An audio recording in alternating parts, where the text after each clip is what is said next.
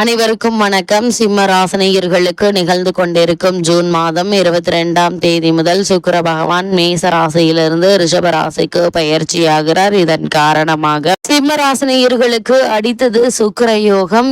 அது மட்டும் இல்லாமல் இனி உங்களை யாராலும் கைகளில் பிடிக்க முடியாத அளவிற்கு பொருளாதார ரீதியாக பல முன்னேற்றங்கள் ஏற்படக்கூடிய ஒரு தருணமாக தான் இந்த சுக்கிர பயிற்சி அமைஞ்சிருக்குது. அந்த வகையில சிம்ம ராசினியர்களுக்கு என்ன மாதிரியான நன்மைகள் எல்லாம் ஏற்பட இருக்கு, கிரக நிலைகளின் ரீதியாக அமையிருக்கும் சாதகங்கள் என்ன, பாதகங்கள் என்ன, மேலும் என்ன மாதிரியான முன்னேற்றங்கள் எல்லாம் உங்களுடைய வாழ்வில் ஏற்பட இருக்கு. குறிப்பா சிம்ம ராசினியர்களை பொறுத்த வரைக்கும் இக்காலகட்டங்கள்ல கிரகங்களுடைய சஞ்சார நிலைகள் என்ன என்று பார்க்கும்போது ரிஷபத்தில் சுக்கிரனும், மிதுனத்தில் சூரியன், குரு, புதனும், சிம்மத்தில் கேதுவும், செவ்வாயும், கும்பத்தில் சனி பகவானும் ராகுவும் இணைந்து சஞ்சரிக்கிறாங்க. இந்த கிரகங்களுடைய சஞ்சார நிலைகளின் காரணமாக சிம்மராசினியர்களுடைய வாழ்வில் இந்த சுக்கிர பயிற்சி காலகட்டங்கள்ல குடும்ப சூழ்நிலை ரீதியாக உத்தியோகம், தொழில், வியாபாரம், கலைத்துறை, அரசியல் துறை, மாணவ மாணவிகள், விவசாய துறையினர், பெண்மணிகள் என அனைவருக்குமே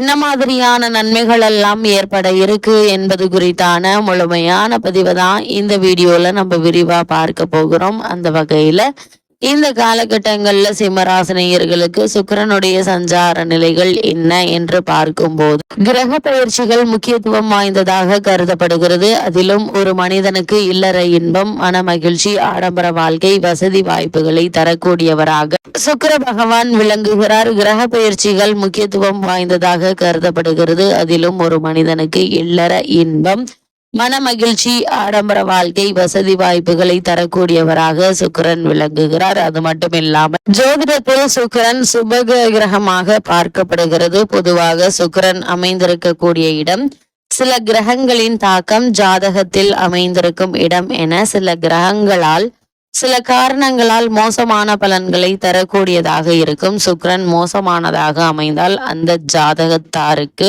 வாழ்க்கையில் ஏற்றத்தாழ்வுகள் சந்திக்க நேரிடும். அதற்குரிய எளிய பரிகாரங்களையும் நாம் இந்த பதிவில் தெரிந்து கொள்வோம். அந்த வகையில் ஜோதிடத்தின்படி சுக்கிரன் சிறப்பாக அமைந்திருந்தால் பொருள் வசதிகள், திருமண வாழ்க்கை, ஆற்றல், அழகு மற்றும் காதல் விவகாரங்களில் இனிமை போன்றவை ஏற்படும். அது மட்டுமில்லாமல் ரிஷபம் மற்றும் துலாம் ராசி அதிபதியான சுக்கிரன் மீன ராசியில் உச்சம் பெறுகிறார். கன்னி ராசியில் நீச்சம் பெறுகிறார். சுக்கிர பகவானுக்குரிய புதன், சனி, ராகு, கேது ஆகியவை நட்பு கிரகங்களாகும். சூரியன், சந்திரன், செவ்வாய் ஆகியவை பகை கிரகங்களாகும். ஒவ்வொரு ராசியிலும் சுமார் 23 நாட்கள் சஞ்சரிப்பார் சுக்கிர பகவான். இந்த சுக்கிர பகவான் மோசமான நிலையில் இருந்தார் என்ன மாதிரியான சூழ்நிலைகளை நீங்கள் சந்திக்க நேரிடும் என்று பார்க்கும்போது சுக்கிரன் மோசமான நிலையில் அமர்ந்திருந்தால் வாழ்க்கையில் பல சிக்கல்களை நீங்கள் எதிர்கொள்ள வேண்டியிருக்கும். சில அமைப்புகளால் வறுமைக்கு வழிவகுத்திருக்கும்.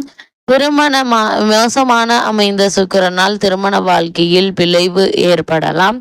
குழந்தை பேருக்கான திறன் குறையும். ஜாதகத்தில் சுக்கிரன் பலம் குறைவதால சிறுநீரகம் மற்றும் கண் தொடர்பான நோய்கள் ஏற்படுவதற்கான வாய்ப்புகள் அதிகம் உண்டு என்பதை கிரக நிலைகள் மீண்டும் மீண்டும் அறிவுறுத்தது. அது மட்டும் இல்லாமல் ஒருவர் சுக்கிரனுடைய அருளை பெற வேண்டும் என்றால் என்ன செய்ய வேண்டும் என்று பார்க்கும்போது ஜாதகத்தில் சுக்கிரன் வலுவாக இல்லை எனில் வெள்ளிக்கிழமைகள்ல சுக்கிர பகவானுக்கு மிகவும் விருப்பமான வெள்ளை அல்லது இளஞ்சிவப்பு நிற ஆடைகளை அணிய வேண்டும். இதனால் சுக்கிரனுடைய பலம் குறைவதற்கான வாய்ப்புகள் அதிகம் உண்டு. அது மட்டும் இல்லாமல் ஜோதிடத்தில் சுக்கிரனுடைய பலம் அதிகரிக்க ஐம்பொன்னில் வைரம் பதித்து அணிவது மேலும் சிறப்பு வாய்ந்த ஒரு கிரக சஞ்சாரமா அமைஞ்சிருக்குதுங்க. அது மட்டும் இல்லாம சிம்மராசினியர்களை பொறுத்த வரைக்கும் 33 கோடி தேவர்களின் அருளை பெற்றிட காமதேனு எனும் பசுவை வணங்குவது அவசியம்ங்க. பசுவுக்கு விருப்பமான உணவு வழங்குவது சிறந்தது. வெள்ளிக்கிழமைகள்ல வெள்ளை பசுவுக்கு உணவளிப்பதும் அருட்கடாட்சத்தை பெற்றிடலாம். பசுவுக்கு உணவளிப்பது எண்ணற்ற நன்மைகளை ஏற்படுத்தும் விதமா அமையிருக்குது. சுக்கிரனுடைய பலம் அதிகரிக்க தொடங்கும் என்பதையும் கிரக நிலைகள் தெளிவுபடுத்துது. சுக்கிரனுடைய பலம் நிறைந்த பொருட்கள் என்ன என்று பார்க்கும்போது சுக்கிர பகவானுக்குரிய வெள்ளிக்கிழமைகளில் லட்சுமி தேவிக்கு அர்ப்பணிக்கப்பட்டதாகும். அதனால் சுக்கிரனுடைய அருள் ஓங்கிட லட்சுமி தேவியை வணங்குவது அவசியம். கனகதாரா சோஸ்திரம், ஸ்ரீ லக்ஷ்மி சகசரநாமம் உச்சரித்து வர வேண்டும். மேலும் நீங்கள் வெள்ளிக்கிழமைகள்ல விரதம் மேற்கொள்ளலாம். அதே போல் பழங்கள் மட்டுமே எடுத்துக்கொள்ளலாம். சுக்கிரனுடைய பலம் பெற நாம் மேலும் என்னவெல்லாம் செய்ய வேண்டும் என்று பார்க்கும்போது இந்த காலகட்டத்தை பொறுத்த வரைக்கும் இந்த சமயத்தில் மிக புனிதமானதாக தான தர்மங்கள் பார்க்கப்படுகிறது. சுக்கிரனுடைய அருள் பெற வெள்ளிக்கிழமையில் கோவிலுக்கு சென்று வழிபட்டு வருவது நல்லது. உங்களுக்கு முடிந்த அளவுக்கு தான தர்மங்கள், அன்னதானம், நன்கொடை தருவது நல்லது என்பதை கிரக நிலைகள் மீண்டும் மீண்டும் அறிவுறுத்துது.